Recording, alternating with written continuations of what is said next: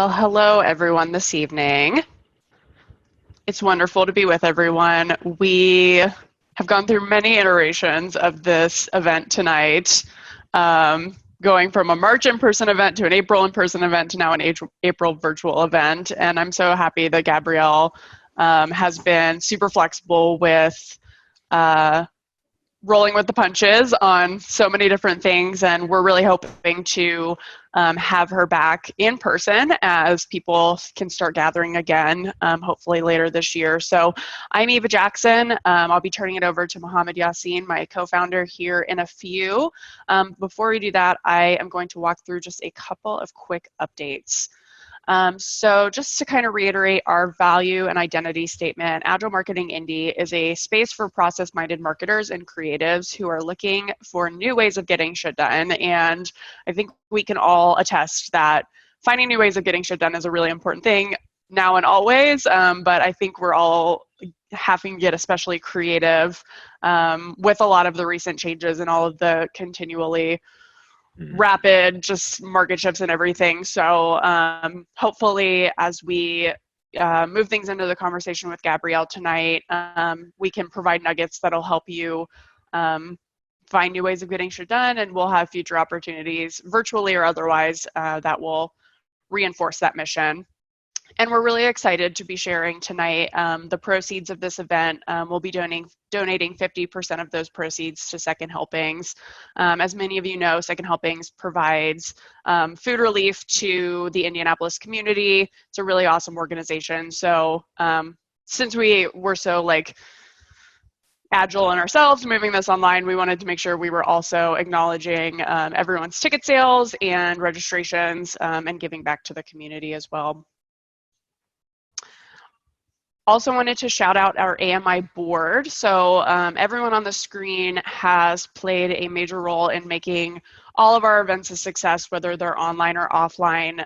Special shout out to our communications team. They have been rolling with so many different punches on getting this event live and communicating all of the changes around moving it online and getting a Zoom webinar together and everything. So huge shout out to Jason and Virginia. Our event staff is Margarita Pandoja Barnes and Charlie Holcomb. And then our revenue board is Rachel Johnson, Kat Doherty, and Zach Lloyd. Wanted to also plug our season 2 premiere of the Agile Marketing podcast. We kicked it off a few weeks ago with our sponsor, Share Your Genius. They are the producer of our podcast and help B2B businesses and all businesses make meaningful connections, create stories worth telling, and build a community through podcasting. So they've been a wonderful partner.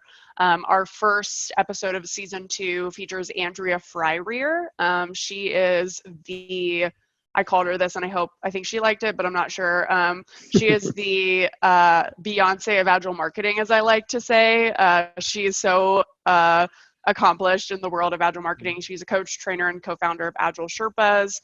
They recently came out with a 2020 State of Agile Marketing report that deep dives into changes in the marketing landscape and how teams are becoming more agile and adopting agile practices in their workplace. So the link here on the QR code is for our Apple podcast link, but we're also available on Google Play, Spotify, wherever you get your podcast, which I always love saying.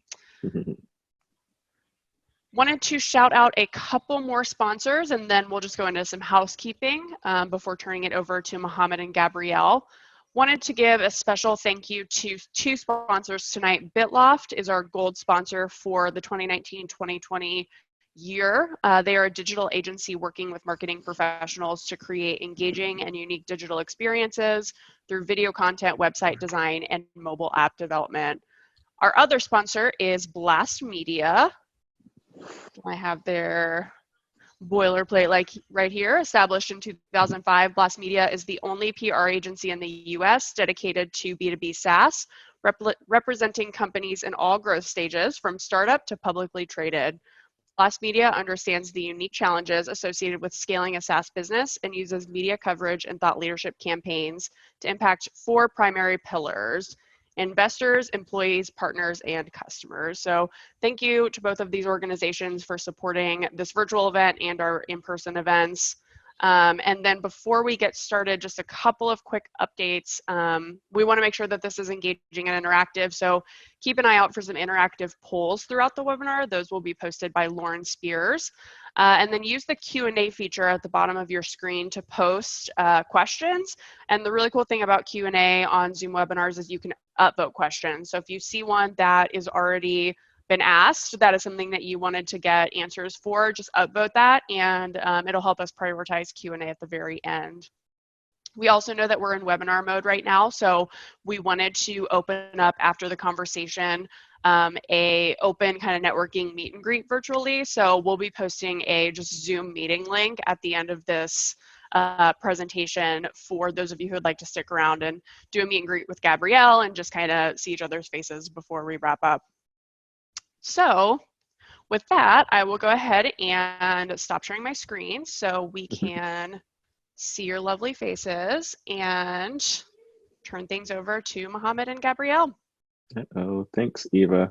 Yep. I guess we get to see my lovely quarantine hair. Thanks. I know, I tried to do mine for like once. Hey, it worked. Last month, yeah. It looks amazing. So like you said, it's a little bit of a different format for us for sure. With all of us being at home, and we really appreciate Gabby kind of rolling with the punches. She has gone through multiple changes with us, and whether those be date changes, flight changes, all of a sudden we're doing it from home changes, and it has been awesome to work with all the way through. For those of you that listen to season 1, she was on season 1 of the podcast as well. And that was, an excellent episode that we really wanted to be able to dig a little bit deeper into. So I'm glad we have you for a longer conversation than the little mini-sode that you had before. So yeah, I'm so excited. Thanks for having me. No problem. So let's, we're going to start off probably with a quick poll actually out to everyone that's on. Before we get into you introducing yourself and introducing a little bit about Gong Does, and then we'll dive into the rest of the topics. But I'm really curious, Lauren, if you can pop this one up, just for the folks that are on right now, how many of you are at a company that is currently using Gong or a similar type of tool that allows you to kind of, record those interaction conversations, and maybe from a marketing perspective, you could potentially be using those or etc. So if you can just pop up there right now, just give us an answer, and it'll help us also get an idea there of kind of how far to dig into the tool versus some of the features or applications of that type of information as well. And Lauren, if you can actually pop back on there, I think you're the only one that actually has the ability to see the final results. And you're muted as well. So final results are with 32%, 6 people saying, yep, they use Gong. 63%, which is 12 people, nope, we don't use Gong, or 1 person says, I am not sure. Awesome. Thank you, Lauren. That gives us a little bit of info. And thanks for everyone for your first test of jumping in and actually participating. Really appreciate that. I see the results there now. All right. Thanks, Lauren. All right. So Gabby, can you just a quick introduction? Who you are, what you do, what your kind of path has been at Gong, because I know you've done a couple of different roles. And one thing I was really interested with you about as well is the fact that you've been there for a while, right? So you've seen several different iterations along the growth stage. And I think that's something that's really interesting to the crowd, because one thing about our community is a lot of them are in SaaS companies here in Indianapolis, right? So, mostly early or mid-stage companies that are hoping to maybe be a Gong at some point, right? And really curious about what that path looked like for you. For sure. Yeah. So I've been at Gong for 2 years and 3 months. And I joined the company when we were probably 30 some people total. There's only 10 here in the States. We had a tiny WeWork office in San Francisco, and then the majority of the team was the R&D team in Tel Aviv in Israel. And I was hired initially as our content marketing manager. So I owned everything from content strategy and operations to social media management. And as time carried on, we were a very small Agile team. And so I took on ownership of event marketing and also employer branding. And that eventually kind of shifted into my full-time role, where I was owning employer branding, internal communications, and employee experience. And I think that shift happened once we hit over like 150 employees, and that role actually needed to be filled. I will say though that most companies don't bring on that type of role until they're at like 300, 400 employees, but Gong has just really put a lot of investment into our culture and our employer brand. So they were willing to let me shift over, and now I'm full-time people program manager on the people team. So doing all things HR. So it's a brand new frontier for me, but I still love everything about marketing. That's a lot of hats to wear in a 2.5-year time frame. Yeah. For definitely being agile and clearly being able to pivot right from role to role over the course of time. Another thing that kind of really popped up for me was just that growth, right? You mentioned being at Gong at 30 people, right? Yeah. And 2.5 years ago. And this is definitely a brand that feels like it has been impacting, I think, many of our lives quite a bit longer, and maybe it hasn't, which is a testament to you guys' job from a marketing perspective, right? And also is growing incredibly fast. So that's amazing. Yeah. I want to lean into that brand part first, right? And just kind of the brand personality, because I think you got to that not only from an employer perspective, but also just from a sheer presence, right, in the marketplace from people that are using you. And most of our conversation for everyone that's here is probably going to really revolve around the idea of brand and brand management as it relates to process management and agile and scaling up fast, right? As many of us need to do, as well as being kind of nimble in some things around that area. So I want to kind of chat first around the situation right now, right? Around why brand is so important and kind of your viewpoint on managing brand in a time. I'm going to use the term all of us have probably seen a bajillion times, and I checked off on a bingo card yesterday, in unprecedented times, right? Why is the brand so important right now versus maybe in comparison to other times? Yeah, I think unprecedented times is a great way of labeling it. And in my world, and I think in just about everybody else's world, that means we're at home, not doing much outside of work. And so it's important for you to have a strong brand right now because people are online. So from a digital perspective, like people are looking at what other companies are doing. I myself, like, even though I'm in an HR role, like our company like lives on LinkedIn and we're always posting things on LinkedIn. So we're always just on, and that's where we get information from other companies too. So maintaining like a strong brand reputation and presence is just like absolutely critical right now, because this is when people are paying attention. They have nothing else to do. Right. Are there any changes that you've seen kind of from a brand management perspective, like over the course of the past 5 weeks?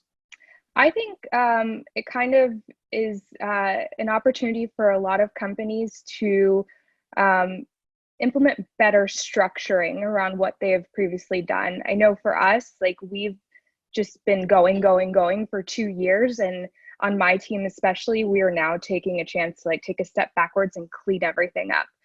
The last couple of weeks, I've been like cleaning up our LinkedIn page and our Glassdoor page, like from a career standpoint, to make sure like we have updated photos and content and company descriptions even. Like I think our team is always like changing the messaging to better fit the market.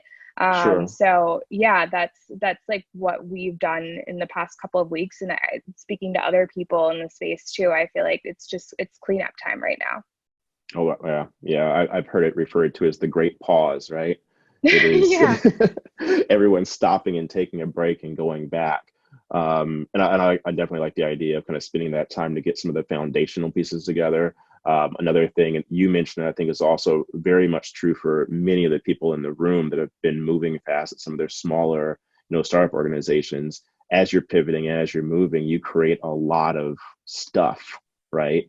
And you maybe also at the same time don't create a great process for tracking all those things. So you end up with some orphan taglines, orphan messaging sitting out there on pages that you didn't really think about, and realize, oh, my Glassdoor is 9 months out of date. And Yep. Why are there pictures of only 6 of us when we now have a company of 300? Like that's the stuff that I'm finding. So hopefully we get it all cleaned up and ready to go like in the next couple of weeks. Absolutely. From a priority perspective, so I get the idea of backing up and looking at things and cleaning up some old items as well. Clearly, you also, have to build things because customer needs change right now, as well as the needs of your employees also, right? You're in a much different, from a people management perspective, a much different environment than you were in several months ago. You mentioned kind of having a split team with, some in Tel Aviv, some here in the States. Were you used to working in a full remote environment, or was it kind of a hybrid mix between the offices? I think both sites have always been in-house. We've had like a couple of people, like less than a half a dozen, that are full-time remote. But what we've realized right now, especially me in my role while I'm creating all of these virtual events, is I'm like sitting in the position of that person that lives in Denver when everybody else is in San Francisco. Like I'm experiencing what it's like to be full-time, like not in the office. I think a lot of companies right now are looking at what they're going to do in terms of remote work after all of this is over. For us, it was kind of not frowned upon, but it just wasn't part of like our culture. We wanted people to be in the house and like feel the energy and like all of that. Yeah. And so now it's kind of like, well, a lot of people can do their job from their house or from another city. So I think a lot of companies are going to be like looking at that as like an option for their teams going forward. Yeah, that's a huge change. I think both from a culture perspective and from a priorities perspective, right? And speaking of priorities, another thing I know is budget, right? Clearly, budgets change when you're in the middle of situations like this. You have to figure out where you're going to put your resources, whether those be cash resources, people resources, your own personal time resources. How are you working through kind of that hierarchy of figuring out, outside of cleanup, what's important to work on right now, or what's important to invest resources into? Yeah, I think for my end, so my budget is centered around employer branding and employee experience. And I do think it has cut down quite a bit since we've gone remote. But we're still leveraging digital outlets. Like if we're like highlighting career openings at Gong, we'll still like post ad money into LinkedIn. Or like from an experience standpoint, the budget that we would normally have for happy hours or like events after work, that's being placed towards smaller kind of ways that we can treat the team. We're looking at doing like wellness kits and sending them out. We had a bingo night a couple weeks ago where the winners all got prizes. So it's being like more frugal and having like less of the cash flow going, because these things that we would normally do in the office aren't happening all the time. So we're able to cut back there. But still like putting things out there and putting the spend out there so that our team feels engaged and involved, and that our presence doesn't go away too online.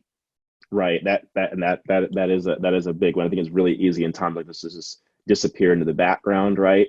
As you start cutting things like PR budgets, for example, maybe when in reality you really should be leaning into and protecting those things, so that you can maintain that presence at a time when people who really need you really, really need you, right? Yeah. And some of the window shoppers may not be there, but the folks that need you, they need to be able to see you, and they need to be able to see you right now. Right. And that's something I think you guys have done really well, is making sure that for people that either needed you or maybe potentially in the market but didn't know, like you're right in front of them, and you have been for a long time. And I keep going back to a little bit of shock of really thinking about the fact that, if I honestly evaluate this, it probably has been about a year and a half to 2 years that I've known about Gong. Yeah. but you Yeah. feel so big, right? Yeah. And one of the things you talked about early on when we were chit-chatting was just this idea of kind of fake it till you make it with your branding, whether that be external, and or internal, and pretending that you're kind of bigger than you are. Can you let's unpack that a little bit? I purposely didn't dig into some of that in our pre-conversations, so I'm really curious about what that has looked like. Take us down that path. I give all of the credit there about fake it till you make it, or just like aligning yourselves with like those like A players within your space, to our CMO, Udi Ledergor. I think that's what I miss the most right now about my current role, is that I no longer like have our one-on-ones like on a regular basis, because I would just learn so much from him. Yeah, I think when I joined Gong, there were 4 people on the marketing team, 2 in the States, and then Udi, and then our director of marketing automation. She was in Tel Aviv. So it was just me and Chris Orlov just trying to make this like magic happen on a different time zone completely from the other half of the marketing team. And something that Udi just kind of instilled in us early on was, we're going to sponsor events with outreach. We're going to sponsor webinars with like Sales Hacker, and just get our name out there with all those like sales thought leaders in our space, because we sell to sales leaders. So we wanted to align ourselves with them early on. And just keep doing that so that you'd see like all these companies that you're familiar with, Salesforce, Outreach, like I said, SalesLoft, and then you see Gong next to it, and you're like, oh, who's Gong? And that's like ultimately like what kind of won us a ton of business, was just being at these events, sponsoring these webinars, getting our team out in the open and front. Like Chris Orlov's blog presence on LinkedIn like just blew up, because we were doing some really cool stuff from a content standpoint, but he got the buy-in from like people from those bigger companies to kind of like help us take off. That makes a lot of sense. And I get this idea of like basically like attaching yourself to bright stars, and right, you are sharing in their presence. I also know for a lot of like really small companies, it can be difficult sometimes to get those relationships going, right, and get them started. And they're getting inundated by tons of people who also want to partner with them or also want to be involved with them. How do you like tactically kind of work around that and get people to actually want to work with you versus kind of brushing you off in the LinkedIn DMs and that sort of thing? For sure. I've definitely been on that side of the spectrum, but coming to Gong, a big selling point for me was the content strategy that was in place. And what Chris was doing was analyzing, we had a data and science team that would analyze like hundreds of thousands of phone calls, and then he would craft sales thought leadership content out of the data that would come out of those analyses. So an example would be, we analyzed 50,000 cold calls, and here are the best ways to make an intro when you're on the phone. Or here's what's more likely to get a deal closed. And we just he had that foundation in place. So like I joined to help him kind of like keep it going and get the machine running. And I think that's ultimately what gave us our credibility and got people excited about our brand, because it's sales thought leadership, but with actual data to back it up. It was unlike anything else that had been out there before. And so, yeah, that I think is where our credibility lies. So it's kind of, you're coming to them with something of value up front. Yeah. And Gong's product too is like pretty cool on its own. So that's a selling point on itself. It always helps as a marketer to have something cool to show, right? Oh yeah. That's our biggest asset, secret weapon. That's amazing. So they have actually a couple of questions out in the audience. We're going to go ahead and kind of pull those in now in relation to this. Let's see. One of them was around changes that you've seen out there in behavior, kind of in relation to this period of change, right?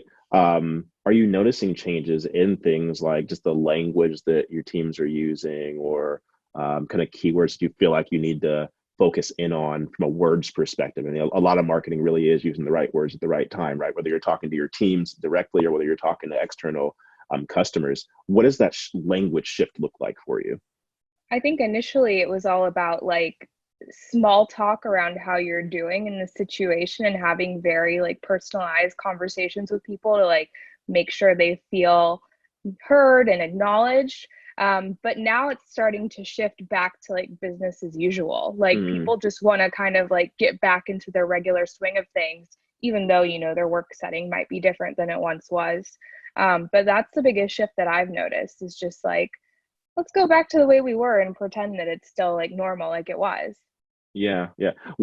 What did that timeline look like? I guess from everything's regular to oh my have we have to shift and figure this out to we shifted to Hmm. now let's just get back to work because I Yeah. definitely feel a little bit of the same there as well, right? Yeah. I honestly think it's just like people are in the last like 2 weeks or so have just accepted this as the new reality. And, you know, as more and more states start to open up their businesses and everything, like it's kind of like, you know, things will happen on their own timelines, but people are just more and more accepting of what's going on. And so it's kind of like, okay, let me go and put my head back where it was 6 weeks ago, so that, you know, I can be ready for this drastic change again when we do have to go back to real life. That is yes. Yeah, I feel that so much. um let's shift a little bit about the brand piece, right? And shift a little bit into that role of the marketer in building the employer brand internally, right? I think we've talked and we've had lots of sessions over the past years that are around brand development and brand management from an external perspective. And we talked a little bit about that even just now with Gong. But the idea of also managing the brand internally, right, with the people you're hiring and with the employees that you have that you know that are part of that family, that can be just as big and it becomes just as important of a shift for marketers as we get older. And I think your path shows that really well, right? Kind of doing the regular normal marketing and then kind of shifting into that no, like I really need to manage this brand inside of the team because that's what's giving us the strength here. What why does that become important all of a sudden once you Yeah, start getting to that, like, you know, 100 to 300 person mark? I think what you just described reminded me of like the conversation I had with our chief operations officer when I like pitched it to him basically. It was, hey, Gong is picking up a lot of traction on online. Like people are starting to recognize the brand, they understand the product, they see how great it is, but our team that's here in the house is just as great, just as wonderful, and no one knows a thing about us. Mm, So is there an opportunity for me to eventually move into a role where I can kind of support that and make that more of a thing? um, gotcha. yeah, so that's like exactly how like that shift kind of started. Oh, kitty. Hi, say hi. Hi. um but yeah, it was I think, sorry, I lost my train of thought. Sorry. It's a cat distraction. Oh, um no, it's like there is definitely like the people that you hire early on, if they're a great team, you need to like hone in on who that team is. And we're lucky that we have like operating principles that kind of guide us throughout hiring, and sure. everybody that was in that like foundational team is just like rock stars at like exemplifying every single operating principle every day they're at Gong. And so I think that just like recognizing that foundation and figuring out how to scale it is like why we decided to like champion employer branding really early, and make it a thing. But What did yeah, that shift look like for you as far as like what you had to think about the inputs that you had to create a plan? So I think we're um, really used to like what to research, what to look into, how to find keywords, how to maybe do even some pre you know, mini focus grouping. But how does that differ when you start talking about internal comms basically or internal marketing? I think I mean, it's kind of like a size threshold. You know, you get to a point when you're so many employees and like there has to be some sort of like consistent lining within everyone. And so we knew we wanted to like double in size in 1 year. So it was kind of just like taking a step backwards and looking at the team that we had in place. And it was like, okay, if I could clone so-and-so on marketing and make 4 of them, like that's who I want to try and hire for. I'm going to look for their skill sets, those personality traits. Like, I don't think it was kind of a like ongoing research project by any means, but it's definitely something that managers talked about and were mindful of as they were building out each of their teams. Gotcha. That makes a lot of sense. Going backwards, if you were able to go back to when you first started all of this from an employer inside side or a perspective and tell yourself something you didn't know right now, what would you have given yourself a heads up on? I think if I could go back to like before Gong and just be like, you might not always work in marketing, I think I would just be in shock. But I'm still definitely like, I still have a marketing role, just on a different team. So had I known that I could actually, I've always taken an interest in like team culture and like internal events and like always just, I've worked at startups my entire career, so I've always had some sort of hand in them. So like knowing that I could actually turn that into a full-time role eventually, I think just giving myself the confidence that it could be done, I could have done it like with more ammo going into the role. Because it was all just kind of like, I wasn't even expecting Gong to like give me the green light to like move into this type of role. They were just like, yeah, it makes sense. We want to invest in it now. So like, let's get you over there. No, that's awesome. I have a follow-up because I know we talked a lot about kind of like the internal side. I want to shift a little bit into that external brand specifically for identifying and marketing to new potential talent. And we have another poll here as well, kind of tied into that. Lauren, if you can kick that one off. I'm really curious about, for the folks that are in the room, how active is marketing in the brand of your company from an HR perspective? So that's popped up now. And we'll give folks a couple of seconds to get that in before she shares the results on that one. I think that one's one that can be very interesting. We have some companies, I think for sure, that lean into it early on, and it seems like Gong is definitely one of those, and it shows a lot in a lot of the marketing that you're doing out there, and even a lot of the sharing that many of your team does on LinkedIn. It really tends to be around kind of showing that internal, almost making the employees heroes, right? And using those in the digital marketing, using those in the out of home and print marketing, and leading with that, which I think is really, really, really cool. And there's definitely a spectrum though of folks that are still in the very, very early stages, haven't gotten there, folks who leaned in early from a marketing perspective and really were able to take the role on, and folks that, to be quite frank, maybe feel a little bit left behind on it as well. So we got the results, and we've got 11% say that they're very involved in it and own it, 72% somewhat, but like to lean in more, and about 17% that are not at all. So I want to ask you, for those folks that are maybe in the role where they're somewhat involved with it, but feel like they need to lean in more, there are a lot of directions you can take. What would you prioritize to get started with? I mean, in my experience at Gong, we did a couple of things. We just made sure, like initially, that like our employer brand presence was as strong as possible. So we did like internal pushes for Glassdoor reviews and got our rating really high. We built out our LinkedIn careers pages and used specific targeting to like attract the right people onto those pages and apply for those types of roles and spread like the Gong gospel. And we actually put a lot of money into an external campaign that is now an annual tradition.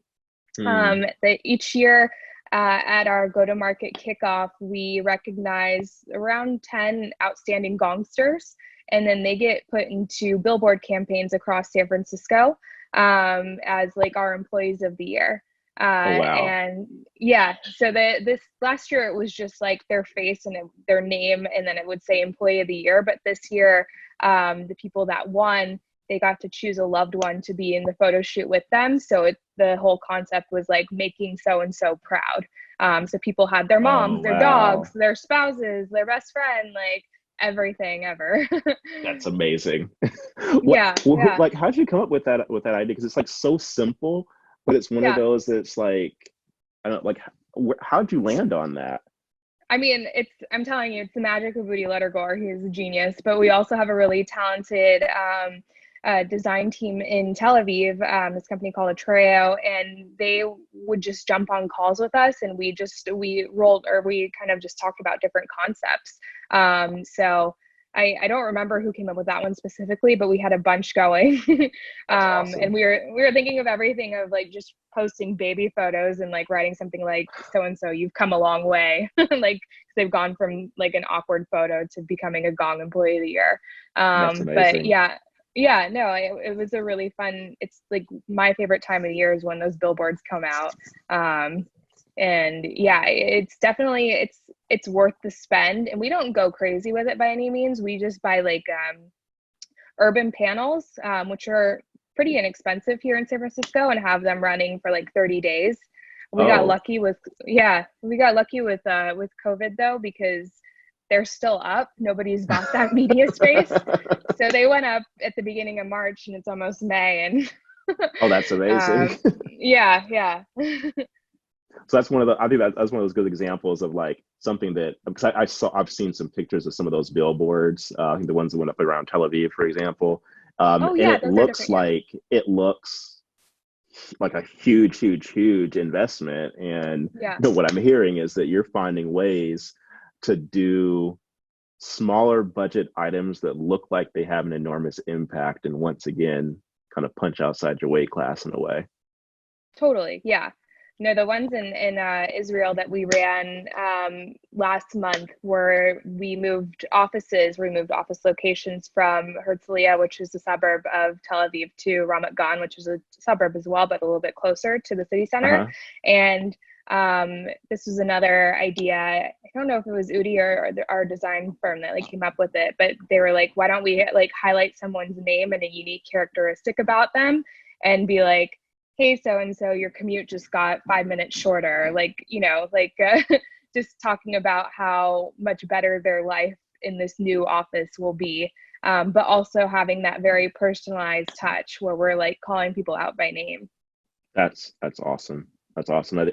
That's I think a really good, really tactical tip, right? Is really using marketing to surface humanity, right? More of the people, and Yeah, more the emotional aspect versus just the product perspective. Because honestly, everyone's out there talking product, right? And you kind of get lost in the noise there. So how can you zig a little bit, and leaning in the real people and real emotion and real storytelling, which should be the totally. core of our marketing in general, anyway. Yeah, But yeah. sometimes is not, is a really good tip there. I like that. It's really easy to get lost in product noise. And I mean, same thing for salespeople. And that's something that Gong has uncovered with all of our analysis on call data. It's just like, you're more likely to lose a deal if you spend all your time talking about product features. Like, you should really get into someone's pain points and their personal wants and needs, and then you'll be more likely to move it across the finish line. How do you, as a marketer,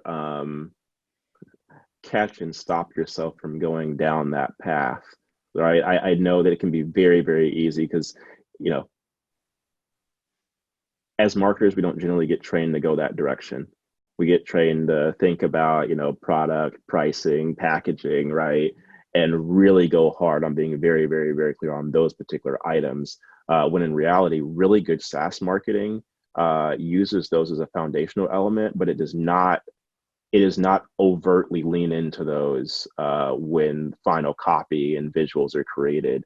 What do you do from a process perspective to catch yourself and reposition in an appropriate way? I think a good way of like approaching that is just thinking like, is this campaign like anything else out there?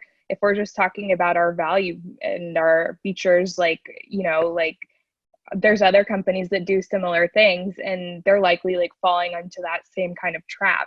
So it's all about like making sure your campaign has original content, or like an original perspective, or just like a unique story to tell. And that's another thing that Udi instilled in us very early on is like, I want to see something that I've never seen before, because that's going to be better than anything else that's out there. Yeah, that's fair. Yeah, really, really fair. All right, so we have a couple more kind of questions we're going to be running through, and just for everyone else before we get started on like the official Q&A, which we have about 2 questions in there so far. And I know you guys, we've been doing this for 2 years. I am used to you inundating us with questions, and I do not expect today to be any different, just because we are on Zoom. So get those questions in over the next 10 minutes or so before we start on the Q&A section. But before that, I wanted to chat a little bit about productivity, because we talked a little bit about like those stopgaps and like how to align yourself. But I want to talk about productivity, and I want to focus in specifically on current environment, because you mentioned being in the office, now you're home, right? Like, what are you doing to make sure you are as productive, if not more productive than you were in the office, right? Individually, and then let's skip in the rest.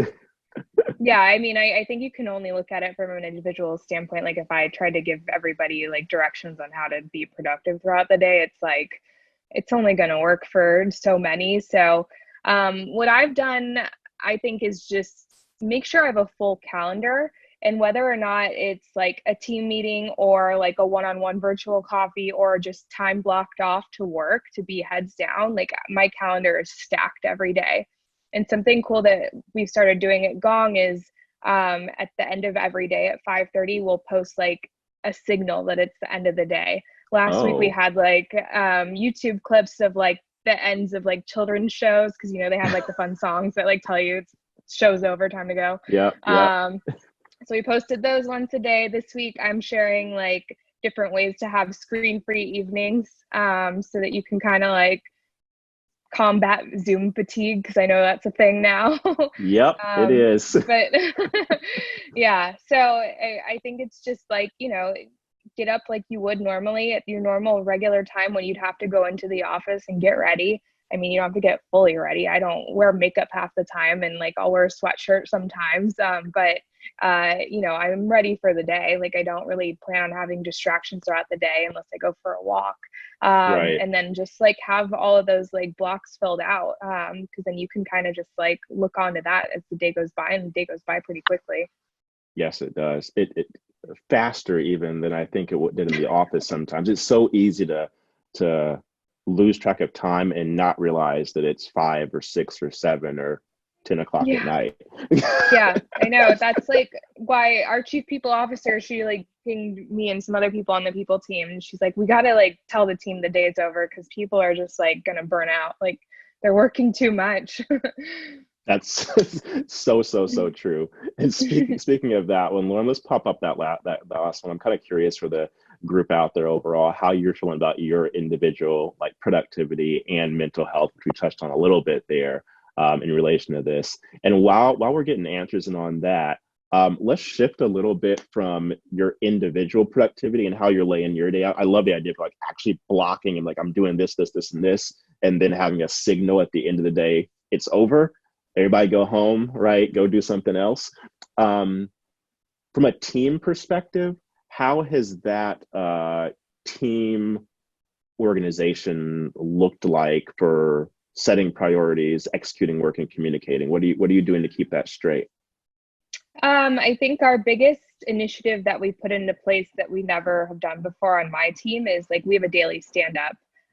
So every morning at 8:50 for 10 minutes, we just go around the table and tell everyone that what we're working on.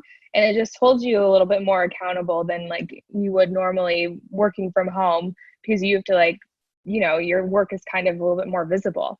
And Other than that, project management software is always important. Our marketing team like lives and breathes in Asana, like everything ever is in Asana. So that helps them stay on track. But I think like for me, it's a little bit different in my role because it's kind of like I'm planning all these virtual events and like keeping the team engaged and happy and checking in on everyone. So I mean, I can't tell you how many spreadsheets I have going, but I do have spreadsheets Right. for all of those different things. Yeah. That's like the secret tool of really good process marketers is that spreadsheet, right? Yeah. That spreadsheet with a lot of collaborators. Exactly. Yep. And I feel most of this, right? So we've got 31% saying great, they've never felt better. About 63% of us saying it's tough, but I'm managing, which I am 100% in that camp myself as well, right? Me too. I feel really good some days, right? And some days you feel really, really burnt out. Yeah, totally. So yeah, it's just like what happened today and where am I at?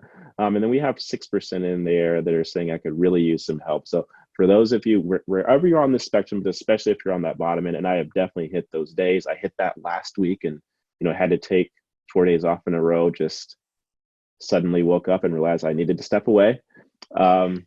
Please join us at the end of this for the kind of networking happy hour portion. So we'd love to chat with you and hang out. When it comes to that morning stand up, right, and from a team perspective, have you had to do anything? I assume you were doing some sort of format of that previously in person. What have you seen that you had to do as far as changes for either upfront like communication planning and or retrospectives? I feel like retrospectives is an area that a lot of people have been struggling with from a virtual perspective. Yeah, I mean, actually, we didn't do. I mean, I think our people team, funny enough, kind of like blew up overnight, and then COVID happened. So we didn't have like daily stand-ups. I don't even think we had like regular team meetings. Like it was just kind of like everybody was in almost like IC type of roles, where we were all owning like our own functions. And then we'd meet like every once in a while or check in with like different people, but this has been like a brand new frontier for us. And I told my boss, I'm like, I love that we do this. Like, I love just like, one, I love seeing you first thing in the morning. So it like just makes me feel, she's got a very calming presence. And it's just nice to know that she's there and she's supportive and like, she's checking in on me too. But two, like, it's like nice to have that checklist that we all just kind of like look at our calendars and this is like what we're going to work on today. And I think that's probably why I've gone and started blocking things off on mine, because I know in my stand-ups, I'm going to have to like go through this checklist of things that I need to complete by the end of the day. But in terms of like retrospective and like looking back on things, we have like individual kind of like ad hoc style meetings for those. Like one of our big initiatives right now is an engagement survey.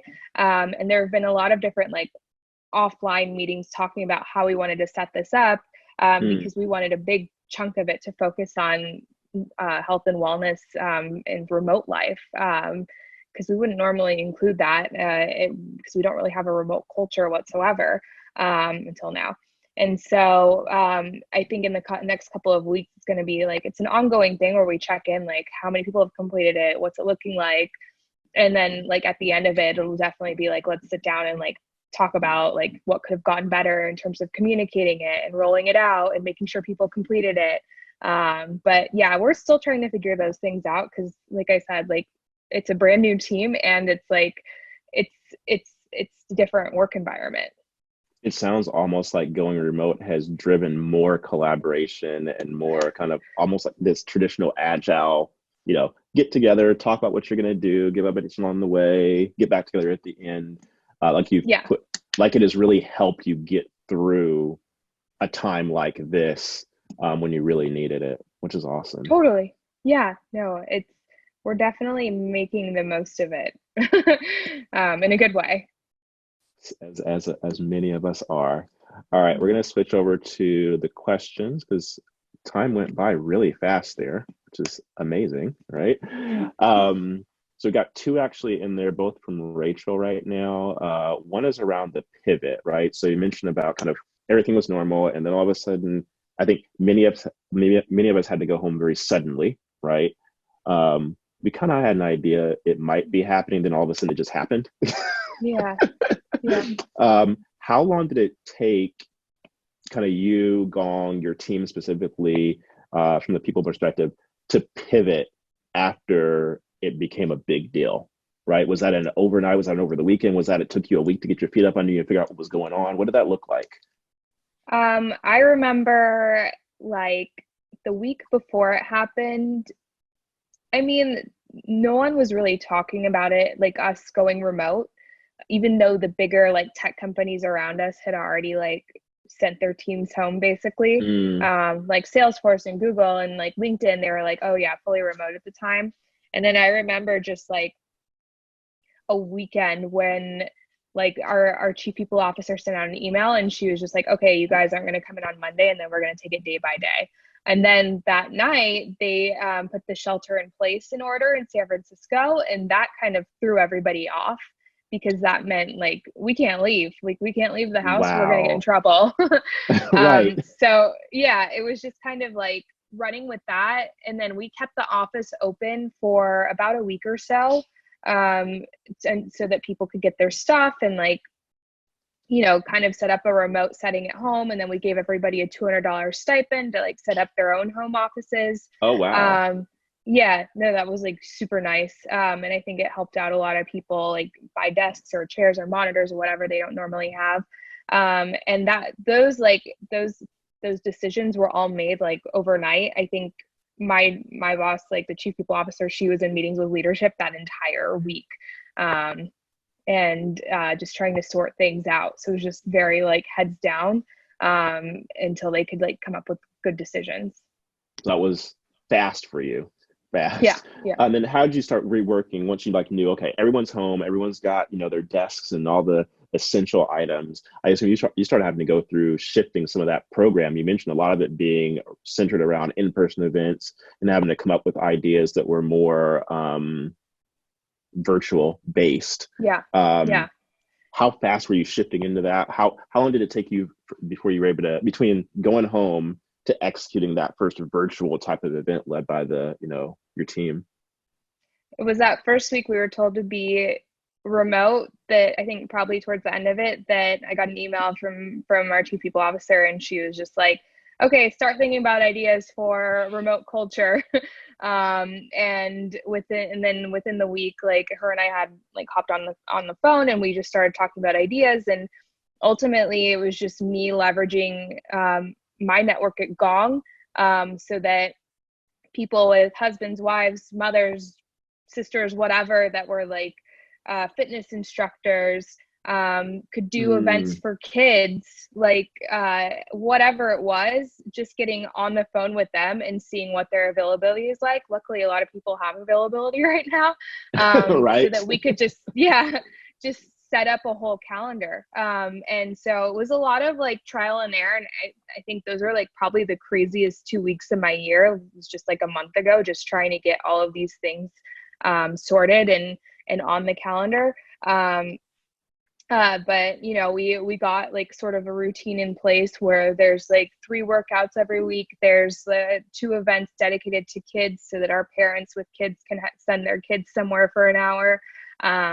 There's ongoing like game nights and happy hours, and we get a poetry reading, and we have a cooking class every Mm, week. So luckily, I mean, the Gong team is incredible and they want to get involved. So along with just like pulling from their networks for different people that we can leverage, we're also just crowdsourcing ideas from them.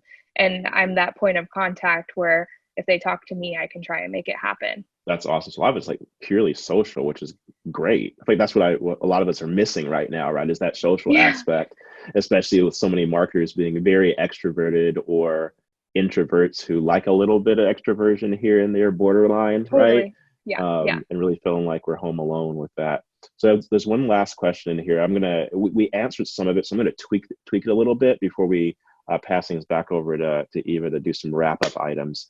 So the question is also from Rachel. It was, how has your agile planning or strategy changed since everyone has gone remote? And I think we answered that, but let's take this to a next level. Kind of, now that your planning and strategy has changed going into remote, what things do you think you will want to continue carrying forward once you go back into the office?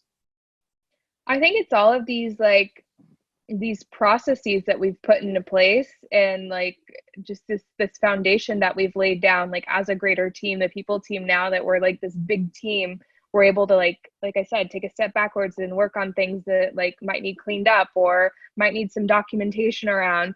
And like going forward, I think it's just going to be like, are those things updated? Like, are do we need to create more? Is there something that should be like edited? Like, it's just like kind of iterating on what's been in place, and the importance of like maintaining it. That's kind of just been instilled in us too. Kind of creating your own mini pauses along the way. Yeah, totally. I love it. Well, thank you very much. Thanks, Rachel, for both of those questions. Those were great. And also for those of you that dropped questions in the chat along the way, Chris and everyone else, really appreciate it. We'll have Eva jump back on. She's got a couple of wrap-up items. And then we're going to post the link. Actually, Jason, if you want to drop that link in there now, I think that would be fine into the chat. It's a separate link for the kind of open Zoom portion. We'll all skip over to there in a second here, and we can have more of an open conversation. If you want to ask Gabby questions directly, or if you want to just sit around and hang out, I'm going to grab myself a drink when I jump onto there, and we'll do that for about half an hour for the last 30 minutes of what we've got here. Mohammed, I'm one step ahead of you. So of course, always one step ahead of me. No, that's like not the best thing to be one step ahead of. But anyways, thank you so much, Gabrielle. That was so helpful. I was nodding in silence the whole time. And I also want to give a shout out to our new rising star of Agile Marketing Indy, which is Mohammed's cat, Kalachi. There was a lot of hot discussion in the comments about your cat, and my cat's trying to like steal the spotlight, but he's fat and frumpy, so I'm trying to keep him away as we wrap up. So a couple of just final items as we wrap things up and then kick things over to the general networking. Wanted to make sure that everyone on the call had access to our social media channels. We are live on Twitter, Facebook, Instagram. We have a really great YouTube presence as well. So please engage with us on the social media channels, and then also our new Slack group. So we have decided to kind of give a fresh start to our Slack channel. The reason being because none of us in the board actually started said Slack channel. It was amazing because we had this organic desire to, sorry, my cat is also, he's probably going to show up in a second. It's fine. None of us actually started the Slack channel. A member of the Agile Marketing Indy community did, and it was wonderful, and we appreciate that initiative.